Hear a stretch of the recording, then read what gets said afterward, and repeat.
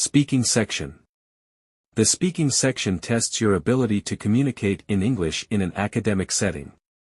During the test, you will be presented with 4 speaking questions. The questions ask for a response to a single question, a talk, or a lecture. The prompts and questions are presented on time. You may take notes as you listen, but notes are not graded. You may use your notes to answer the questions. Some of the questions ask for a response to a reading passage and a talk or a lecture.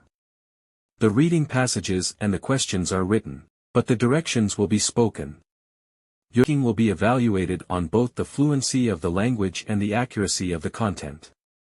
You will have 15 to 20 seconds to prepare and 45 to 60 seconds to respond to each question. Typically, a good response will require all of the response time and the answer will be complete by the end of the response time. You will have about 17 minutes to complete the speaking section. A clock on the screen will show you how much time you have to prepare each of your answers and how much time you have to record each response. You will now be asked a question about a familiar topic. After you hear the question, you will have 15 seconds to plan your response and 45 seconds to speak. Do you agree that universities should increase their spending on university professor salaries to boost educational quality?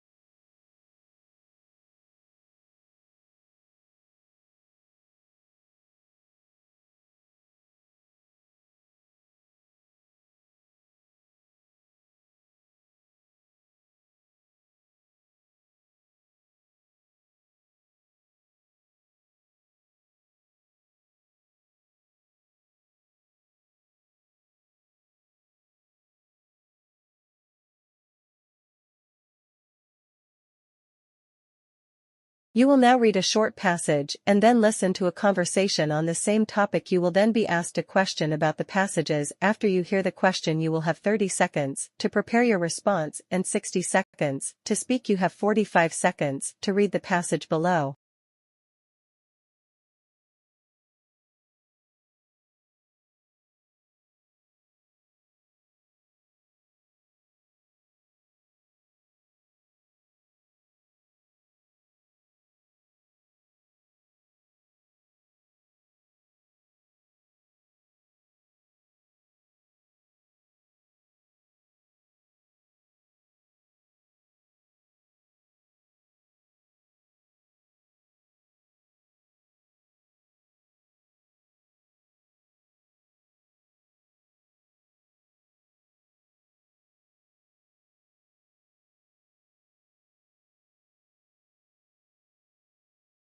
Listen to 2 students discussing this article. Did you hear about the proposal to remove abandoned bicycles from campus racks? Yeah, I did. I actually agree with it. It can be so frustrating trying to find a free rack when there are abandoned bikes taking up space. Definitely. It's a waste of resources and makes it harder for those who actually need to use the racks. Exactly. Plus, it's a safety concern. I remember at my previous university, abandoned bikes were left everywhere, blocking pathways and posing risks during emergencies. That sounds chaotic. Removing abandoned bicycles would not only improve the aesthetics of our campus, but also enhance safety and accessibility. Absolutely. It's a necessary change to ensure that the bike racks are used efficiently and effectively. The woman expresses her opinion about the proposal described in the letter. Briefly summarize the proposal. Then state her opinion about the proposal and explain the reasons she gives for holding that opinion.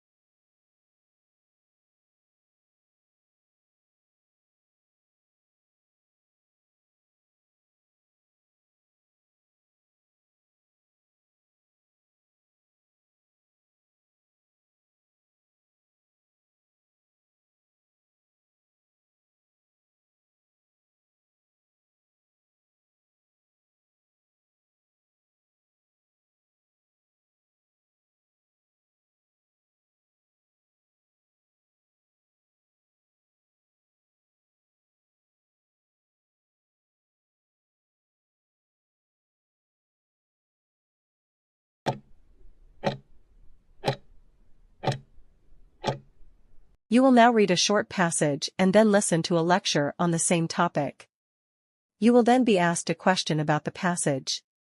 After you hear the question, you have 30 seconds to prepare your response and 60 seconds to speak. You have 45 seconds to read the passage below. You may begin reading now.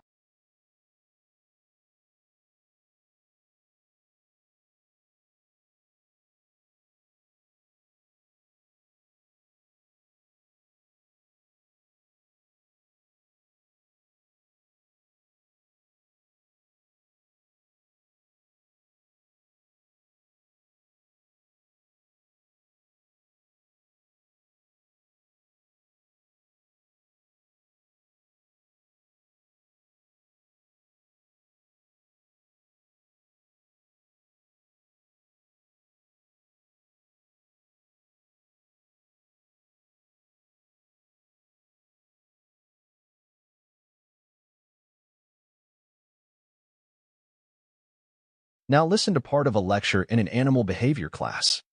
Scatter food caching is a fascinating survival tactic observed in many animal species. For example, let's consider the behavior of the Clark's nutcracker, a bird that inhabits coniferous forests. These birds have evolved the ability to store thousands of pine seeds in hundreds of locations throughout their territory. By doing so, they reduce the risk of food loss due to theft by other animals or spoilage caused by environmental factors. This adaptive strategy allows the nutcrackers to survive harsh winters when food resources are scarce. They can remember the locations of their caches with remarkable accuracy, even months later, and retrieve these hidden food stores when needed. The scatter food caching behavior of the Clark's nutcracker clearly demonstrates how animals adapt to their environments and employ effective strategies to ensure their survival. Explain how the example from the professor's lecture illustrates the concept of scatter food caching.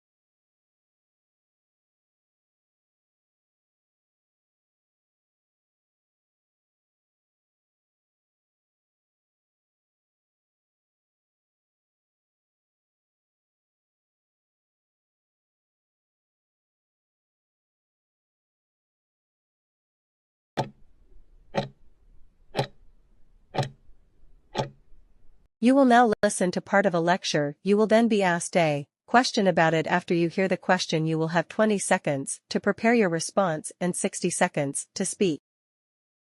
Listen to part of a lecture in a business strategy class. Today, we will discuss various ways in which a company can diversify its operations. Diversification is a crucial strategy for companies to mitigate risks, seize new opportunities, and achieve sustainable growth. Let's explore two key strategies with examples to illustrate these approaches. First, companies can pursue related diversification. This involves expanding into industries or markets that are closely aligned with their existing business. For instance, a technology company specializing in software development may choose to diversify into hardware manufacturing. By leveraging their expertise and customer base in the software industry, they can capture new market segments and enhance their overall value proposition. On the other hand, companies can also pursue unrelated diversification. This entails entering industries or markets that are distinct from their core business. An example of this is a beverage company diversifying into the hospitality industry by acquiring hotels and resorts. This strategy allows the company to capitalize on its brand recognition and distribution network while tapping into new revenue streams. Using the examples from the lecture, explain 2 ways that a company can diversify.